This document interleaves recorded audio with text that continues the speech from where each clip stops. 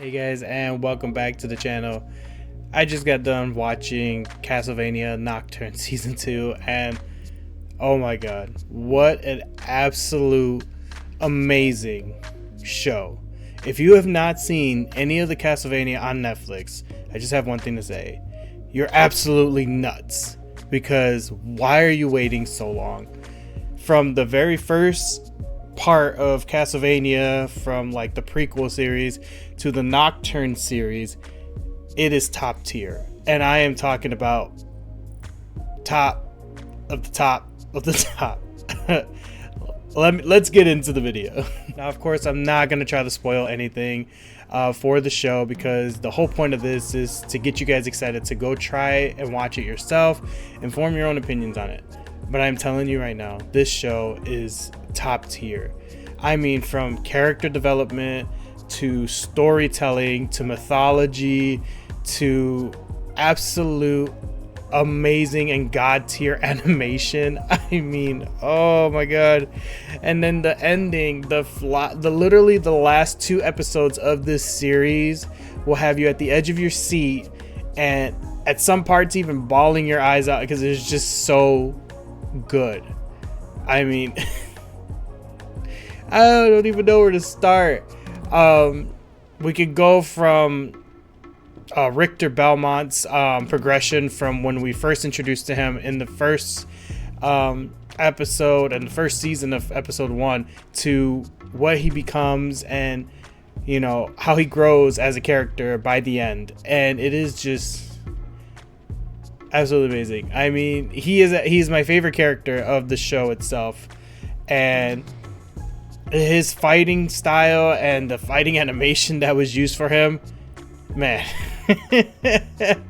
These animators at Netflix literally know what the hell they're doing, because they took that shit to a 20 out of 10. I mean, oh my god. Another great character development for this story is for Maria. If you've watched the first season and you know how it ended, Maria is basically in a dark place at the beginning of season 2, and watching her journey from how she has to overcome that darkness and at certain points succumbing to it. It's heartbreaking, but it's also heartwarming in a way, just because you can, the animators in this show really show you her emotions and her what she's dealing with, like in every scene that she is in, and it was just great. I mean, like I said, it was a bit heartbreaking but heartwarming. Like, you could just see so much. I mean, and kudos to the freaking voice actors. I mean, they put all out there, and it was just chef's kiss, I'm telling. Of course, we had a really amazing character show up at the end of season 1, and he was the entire season. He was in here in the entire season for season 2, and that is Alucard, and you know, son of Dracula. I mean, he was introduced in the very first Castlevania, so he's kind of like one of those OG characters from that jumped over to this story, and this story takes about 300 years later. And man, seeing him on screen, just seeing, you know, his presence, his aura, and of course his floating sword that just when I tell you, man, they pulled out all the stops on this animation, and it was so cool because there are things that he does that's such a callback to the original Castlevania show, and even some like Easter egg hints to like Dracula, and you know, just some of the stuff he does and the magic he uses. It was just absolutely like breathtaking. It was so fucking cool. Of course, voice acting as well. Man, it was just so great. Now, of course, the breakout star of this entire season is Annette, and Annette's journey in this season, and you know what her abilities allow her to do, and especially in the final 2 episodes of this season, were again just another breathtaking moment, and it really does put you to tears at some points. I mean, she is such a badass. I mean, she holds her own. And like I said, Richter is my favorite character, but Annette is literally right there with him. I mean, she is a main character, and I mean, she steals the scene, she steals the show every time she is shown as well. And like I said, those final 2 episodes really, like, just, you can't stop watching. If anything interrupts you when you're watching those final 2 episodes, you will be very upset. Like, that's how intense it gets, and that's just how great it is. So yes, Annette's development and, you know, character throughout season 2 is center stage. And honestly, if I'm a little biased for Richter, but honestly, she would be the protagonist mainly of this season, just based off, like, you know, how everything plays out. She, again, amazing.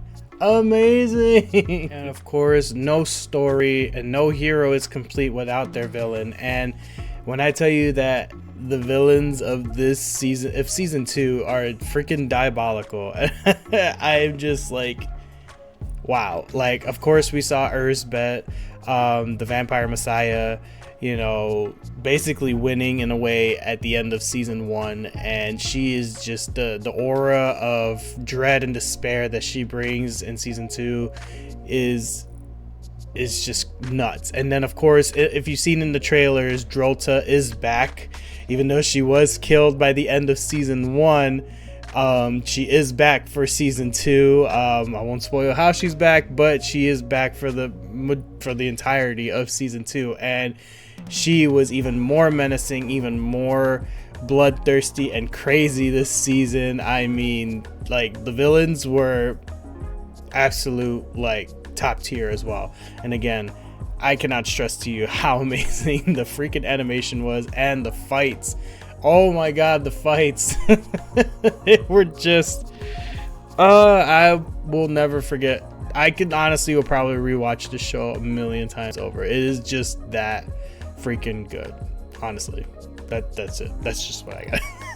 Oh my god. Oh, so good. Another thing that I really enjoyed about this season is that it dives into more mythology and mythos, especially for Annette's her people, where her powers come from, and also like the Egyptian mythology and, you know, the ideology, because, you know, as we know, Erzsebet is taking the soul of one of the Egyptian goddesses, and so because of that, like, our heroes have to kind of dive more deep into it. And this show really does an amazing job at diving into these characters and these mythologies of where they're, like, getting inspiration from, and also from where the story is going.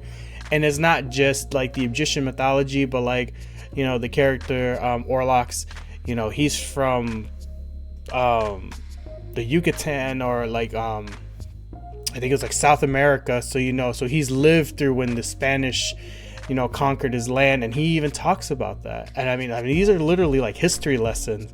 I mean, Annette is, you know, a runaway slave from the Caribbean. I mean, it's just like all these stories and where they get these inspirations from, they're touched on, and it just feels like they're just included. It's not just, oh, about the French and about England. Like, there's so many other